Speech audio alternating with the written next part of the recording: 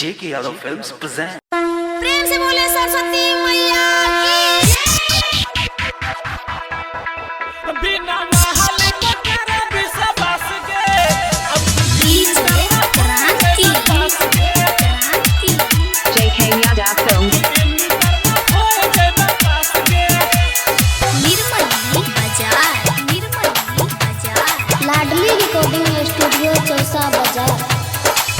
बिगल देखा गे बसंत पंच हमी बसंत पंच हे गे पूजा पाठ करे में नहीं करी है कोनो कामी नहीं करी है कोनो आइ बिगल देखा गे बसंत पंच हमी पूजा पाठ करे में नहीं करी है कोनो कामी सोचल तोर मन के पूरा जतो यास के बिना वाले पर करा विश्वास गे अब की इंटर में होए जेबा पास गे बिना वाले पर करा विश्वास गे अब की इंटर में होए जेबा पास गे अब की इंटर में होए जेबा पास गे। JK Yadav Films. बीच में क्रांति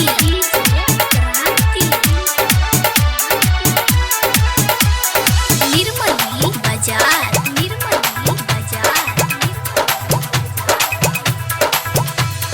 साभे के ज्ञान दे छे मैया सरस्वती श्रद्धा मन से पुहिज ले जा रहा के यागर बहती श्रद्धा मन से पुहिज ले जा रहा के यागर बहती साभे के ज्ञान दे छे मैया सरस्वती श्रद्धा मन से पुहिज ले जा रहा के यागर बहती हंस के सवार है के अइले बिना वाली भैर दे तो सुन झोली तोर खाली मैया जी के तू कर उपवास गे बिना वाले पर करा विश्वास गे अब की इंटर में होए जेबा पास गे बिना वाले पर करा विश्वास गे अब की इंटर में होए जेबा पास गे अब की इंटर में होए जेबा पास गे।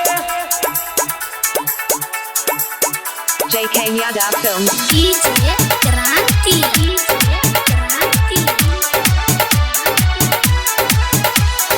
निर्मली बाजार लाडली रिकॉर्डिंग स्टूडियो चौसा बाजार।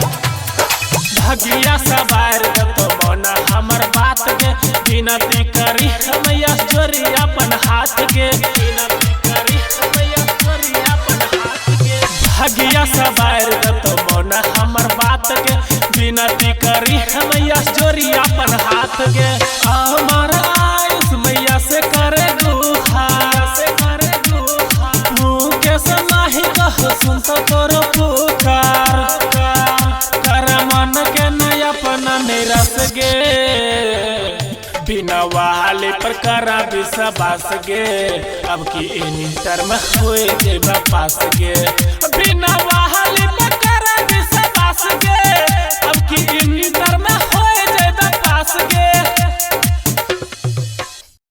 JK Yadav Films.